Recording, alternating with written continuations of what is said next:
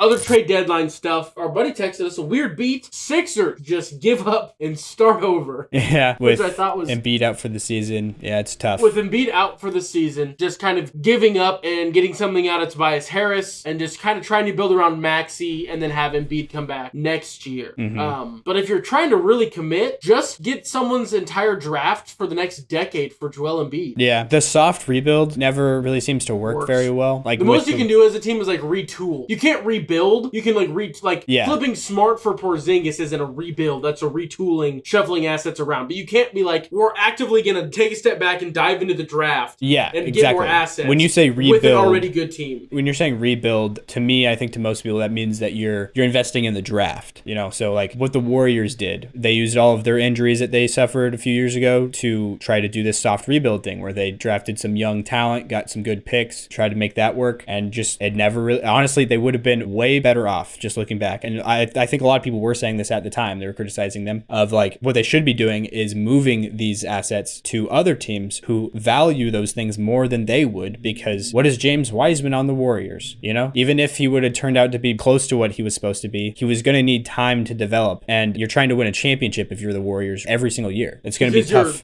Your window, your engine is dying. It's getting old. Yeah. Like your core of guys that work, because there was a big thing. Clay is now starting to get benched in fourth quarter clutch time, and young guys are starting to play there. And that screenshot is just the current state of the Warriors. Steph scores 60, they still lose, and then Clay's talking about getting benched in the post game. And Clay handled it better than I thought he would, because Clay kind of gets weird about, you're not an all-star anymore, Clay. It's okay. He gets kind of weird about that. He went from being one of the most likable guys in the NBA to one of the most disliked, like dislikable, not even just disliked. I think it's warranted. You want to talk trash?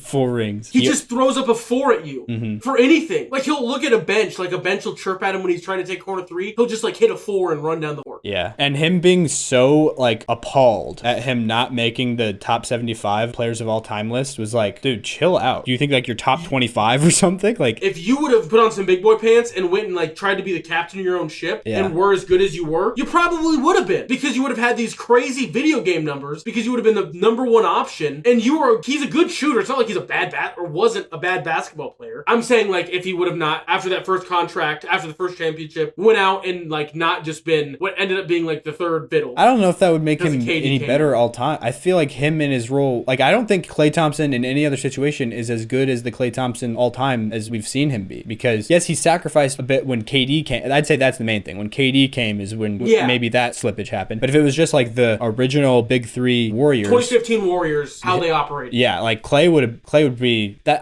Him as a number 1 option to me is like, what are you gonna do? Like just run him off of screens all game? Like it's like JJ Redick using him as your number 1 option. Like he's better than JJ Redick. He's not a creator with the ball in his hands. You're not running pick and roll with him. You're not like, you know what I mean? It's like 30 points and 8 dribbles is like his whole thing. Exactly. Like what is that stat line? Is it 30 points and 8 dribbles? I think it's 11. I want to say it's 11 dribbles. But it's something like that. Yeah. And like 4 of them were like gathered dribbles, where like he caught it and then dribbled once. And I think it was more than 30. Like it was a big high number. But yeah, I saw somebody not too long ago say that Klay was the 3rd best shooting guard of all time. Shooting guard? Yeah. I thought you were going to say shooter and then end. I'm like, that's a bit high. Nope. But shooting guard. Shooting guard. Wow. And I was like, what are you talking about? Is he top 20? It's probably top 20. The thing is, closer to 20 than 3. Yeah. When I pushed back on it, because this was on Instagram, but the guy was like, all right, sorry, Jordan, Kobe, Harden, then Klay. And I was like, still, no.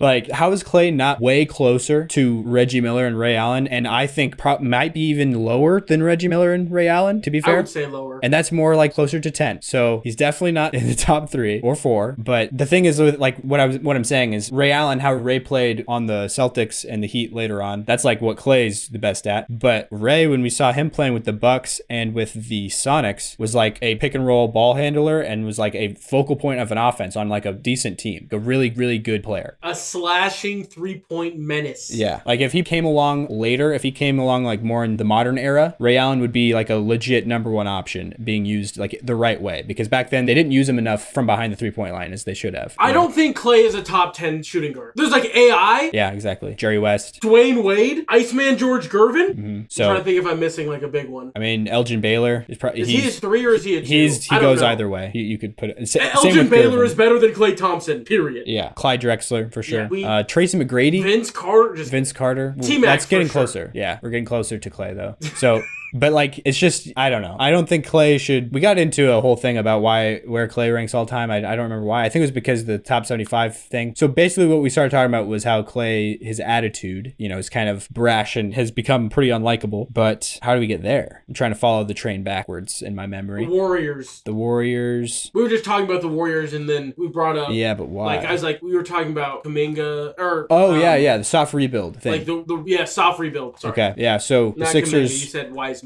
Yeah, the Sixers trying to do the soft rebuild thing. So it's just something that I don't think has worked when we've seen it put into practice. And it's usually it's almost always the better choice to move those picks, the capital that you do get. Like, it's not bad to try to tank this year and get a pick. Like, I'm not saying don't do that. But if you do that, I wouldn't necessarily try to draft. It makes more sense in the Sixers case, honestly, because of Tyrese Maxey being as young as he is. Yes, because like if you want to say, let's say the Embiid, it's not closed, but I don't know. His window. It makes more sense because you have a guy that has that level of potential to be a top 10 in the league at some point. Yeah. It still has a lot of years left to get there. Yeah. So it makes a little bit more sense because you have the Maxey as opposed to the Warriors who are just using career 3 of Steph. Mm-hmm. You have like bad ankle Steph, then like I'm that guy Steph, and then old man Steph. Yeah. And old man Steph's career is young, but he's still old man Steph. Yeah. So. And then trying to bring in young guys that need to develop and everything. So yeah, Tyrese Maxey's kind of in this in-between period though, because he's good enough to be a co-star right now to contend, but he's also young enough to have the future of somebody that you can build around as a star. So there's definitely, I feel like the Sixers and Daryl Morey in the front office there is definitely at a crossroads right now. And I don't know what's the better option, to be honest, because of how Embiid is proven to not be able to stay healthy. Not his fault, but it's just unfortunate. But as great of a season that Embiid was having this year, it's hard to be like, we're just moving off of that guy. Yes. Honestly, if this year was last year, I don't think I hate it. I'd be like, yeah, trade high, go for it. Mm-hmm. But how insane this year was looking to be until he got hurt is tough.